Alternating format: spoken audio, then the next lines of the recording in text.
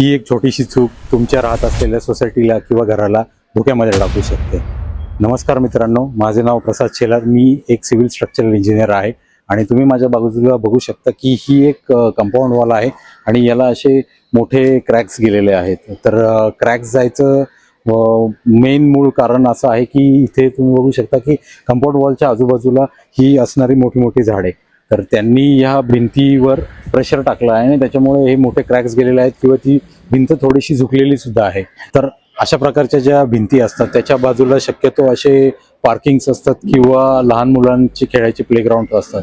तर ह्या पुढे जाऊन अति धोकादायक झाल्यानंतर पडल्यानंतर कोणाचंही आर्थिक नुकसान होऊ शकतं किंवा जीवितहानी होऊ शकते. तर आम्ही या भिंतीचं स्ट्रक्चरल ऑडिट करणार आहोत, ज्याचे दोन प्रकार असतात. एक असतं मशीन टेस्टिंग आणि दुसरं असतं ते म्हणजे व्हिज्युअल इन्स्पेक्शन. तर आम्ही व्हिज्युअल इन्स्पेक्शन करणार आहोत आणि एक रिपोर्ट तयार करणार आहोत, ज्यामध्ये आम्ही नमूद करू की यातला कुठला पार्ट जो आहे तो खूप जास्त रिस्की आहे, त्याला आपण रिपेअर करू शकतो की रेट्रोफिट करू शकतो की पूर्णतः रिप्लेस करावं लागेल.